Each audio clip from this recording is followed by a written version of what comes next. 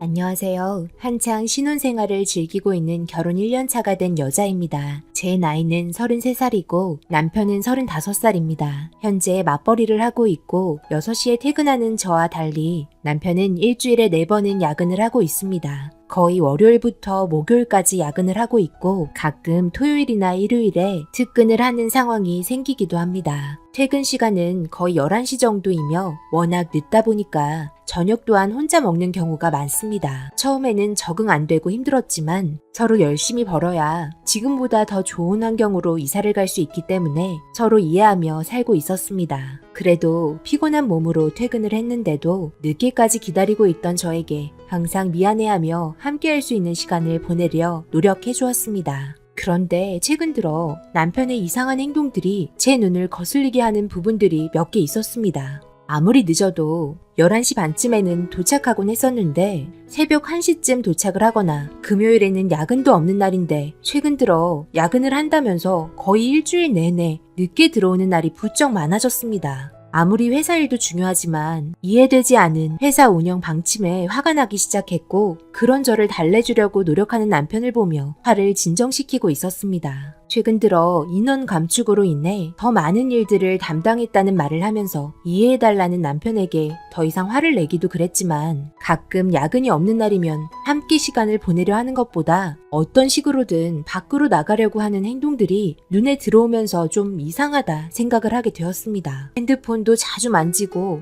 다른 생각에 빠져있는 남편 때문에 왜 그러냐고 물어봤지만 별거 아니라며 회사 일이 많이 바빠서 그런다는 말만 하였습니다. 그런데 늦은 밤 자려고 누워있던 남편이 갑자기 벌떡 일어나더니 갑자기 세차를 하러 나가야 한다며 급하게 나가려고 준비하고 있었고 갑작스러운 행동에 저는 당황스러워 늦은 밤 무슨 세차냐며 이해할 수 없다고 말하자 남편은 회사 차에 문제가 생겨서 다음날 자기 차를 타고 미팅을 하러 가야 한다면서 물만 뿌리고 급하게 온다는 말을 하며 나갔습니다. 정말 이상한 행동들의 반복 때문에 걱정도 되면서 의심이 되기 시작했습니다. 그런데 1시간이 지나도 들어오지 않는 남편이 걱정이 돼 생각보다 차가운 바람이 불고 있는 밖에서 한참을 기다렸고 전화도 놓고 나가버린 바람에 답답한 상태에서 다시 집으로 걸어가고 있었습니다. 그렇게 집에 도착해 비밀번호를 누르고 있는데 옆집에서 문이 열리는 소리와 함께 누군가 걸어 나왔습니다. 그런데 그 모습을 본 저는 순간 얼음이 된 상태로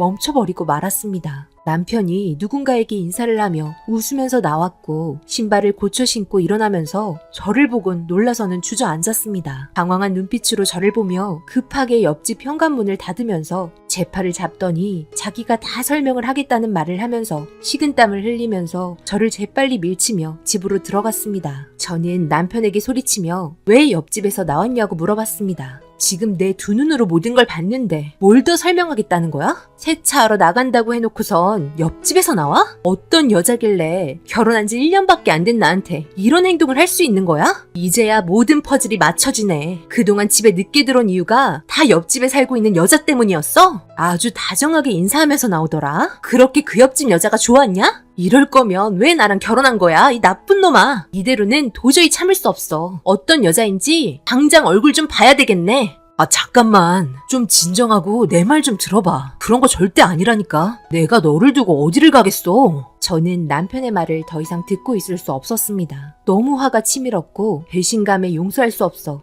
저를 말리고 있던 남편을 뿌리치고 옆집 문을 두드렸습니다. 정말 힘차게 두드리며 당장 문 열라고 소리쳤고 난리를 치고 있는 저를 계속해서 진정시키려는 남편을 밀치곤 문이 열리는 순간 저는 그 문을 잡고 활짝 열었으며 소리치며 화를 내려고 하는 순간 저보고 누구냐고 말을 함과 동시에 남편에게 여보 어디 갔다 이제 왔어? 라고 하면서 저를 밀치며 남편을 끌어안았습니다. 저는 순간 멈춘 상태로 이해할 수 없는 상황에 아무 말도 할 수 없었습니다. 제가 본 광경은 현관에서 나온 사람이 여자이긴 했으나 70이 넘은 것 같은 할머니였습니다. 할머니께서 남편에게 여보라는 말을 하며 껴안은 모습에 너무 당황했던 겁니다. 남편은 저를 보면서 자기가 다 설명하겠다며 한숨을 쉬고 있었습니다. 그리고 할머니께서는 남편의 팔을 잡고 집으로 끌고 들어갔고 저도 따라 들어갔습니다. 집에는 할머니와 함께 살고 있는 중학생 정도 되는 여자아이가 서 있었습니다. 저를 보더니 어색하게 인사를 하며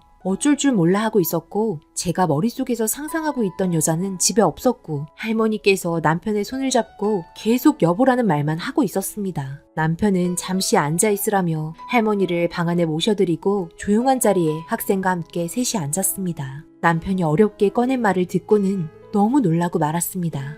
그동안 내가 숨기려고 한 건 아닌데 상황을 이렇게 만들어서 미안해. 당연히 오해할 수 있는 상황이었고 미리 말을 했어야 했는데 나 또한 정신없다 보니 말할 타이밍을 잡지 못하고 있었어. 나도 처음 여기 이사와서 알게 되었는데 내가 집으로 들어가려고 하는 순간 옆집에 계셨던 할머니께서 나를 보더니 갑자기 여보라고 외치며 눈물을 흘리셨고 할머니 손을 잡고 있던 학생은 할머니께서 치매라는 말을 하며 힘겹게 나를 잡고 있던 팔을 떼어놓고 집으로 들어간 게 처음 만나게 된 날이었어. 그런데 퇴근이 늦던 날을 밖에서 기다리던 할머니를 보게 되었고 곤란해하는 학생에게 모든 상황을 듣게 되었지. 이 집에서 5 식구가 함께 살고 있었는데 할머니 남편분과 아들이 같은 일을 하고 있었고 퇴근 후 집에 오는 길에 교통사고가 나면서 세상을 떠나게 되셨어. 그 충격으로 원래 치매를 조금씩 앓고 계셨던 할머니께서 급격하게 안 좋아지셨고 할머니를 모시던 며느리는 남편도 세상을 떠나니 더 이상 이 집에 있기 싫다며 자기 딸인 학생을 남겨두고 사라져 버렸지. 이런 상황을 나에게 모두 말한 학생과 나를 남편으로 생각하는 할머니를 모른 척할 수 없게 된 거야. 말 못해서 미안해. 아무런 대가 없이 내가 여기에 시간을 보내고 있는 걸 당신이 알게 된다면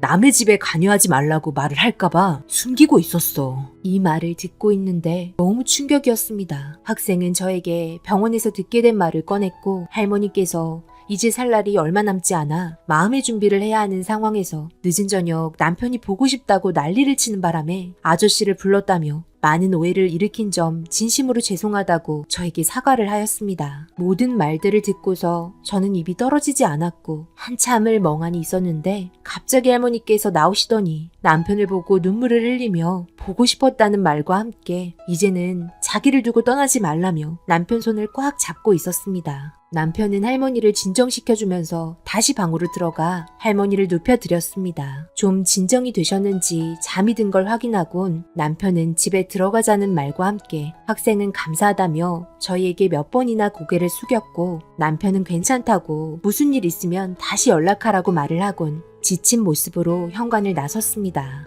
집에 들어온 저희는 순간 정적이 흘렀고 그래도 현실적인 상황을 봤을 때 언제까지 이런 식으로 생활할 수 없다는 말을 꺼내면서 남편과 대화를 이어나갔습니다. 오랜 대화 끝에 내린 결정은 할머니께서 돌아가실 때까지였습니다. 그렇게 남편은 몇 달 동안 저희 집과 옆집을 왔다 갔다 하면서 시간을 보냈고 저 또한 이런 상황에 잘 챙겨 먹지 못하고 있는 학생이 걱정돼 저희 집에서 함께 식사를 하곤 했습니다. 그래도 모든 사실을 알게 된 이상 등 돌리고 모른 척할 수 없었기에 저와 남편은 도움을 베풀어 주었습니다. 그렇게 몇 달이 지난 후 할머니께서 급격하게 건강 상태가 안 좋아지셨고 누워있는 시간이 많아짐과 동시에 결국 세상을 떠나게 되셨습니다. 세상을 떠나기 전까지도 남편의 손을 꽉 잡고 있었고 그런 모습에 1년 정도의 시간을 함께 해왔던 남편은 아무 말 없이 눈물을 흘리고 있었고 학생 또한 눈물을 흘리면서 할머니 장례를 치르게 되었습니다. 모든 상황이 마무리되었고 서로를 바라보며 그동안 고생했다고 말을 하면서 조용히 각자의 집으로 들어갔습니다. 모든 게 끝이 났는데 무언가 마음 한편에 남아있는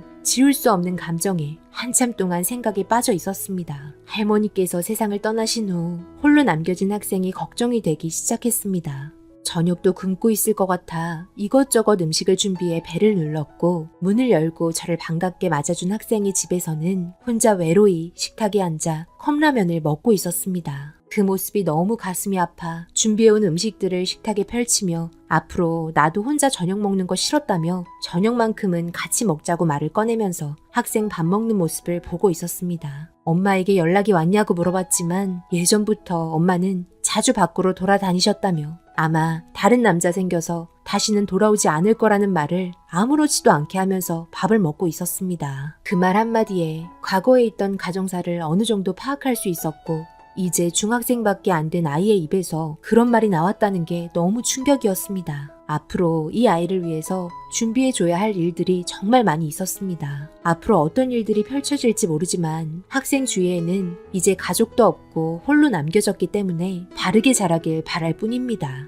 남편은 저에게 자기 앞가림할 정도까지는 옆에 있어주는 게 어떻겠냐고 말을 꺼냈고, 저도 남편의 말에 반대를 하지는 않았지만 사람 일이라는 게 앞으로 어떤 식으로 바뀔지 모르기 때문에 쉽게 모든 걸 결정할 수 있는 문제는 아니었습니다. 천천히 하나씩 실타래를 풀어나가보기로 했습니다. 아직 서로가 어색한 상태이고 모두 온전히 마음을 열지 않았기에 시간이 필요하다고 말했고, 저희 삶에 찾아온 학생의 운명이 나빠지지 않기를 바랄 뿐입니다. 지금 저희가 하는 행동 잘하고 있는 건가요? 하나하나 조심스럽습니다. 저희 또한 이제 결혼 1년이 넘어가고 있는 시점에 이런 상황이 좀 두렵기도 하네요. 일단 나라에서 지원받을 수 있는 것들은 알아보고 있는 중입니다. 어떤 식으로 풀어나가면 좋을지 인생 경험이 많으신 여러분들께서 관심의 댓글 달아주셨으면 좋겠습니다. 제 긴 사연 읽어주셔서 정말 감사합니다. 오늘의 사연은 여기까지입니다. 댓글로 여러분들의 생각과 조언을 남겨주세요. 구독, 좋아요, 알림도 꼭 부탁드립니다. 저는 다음 영상으로 찾아뵙겠습니다. 감사합니다.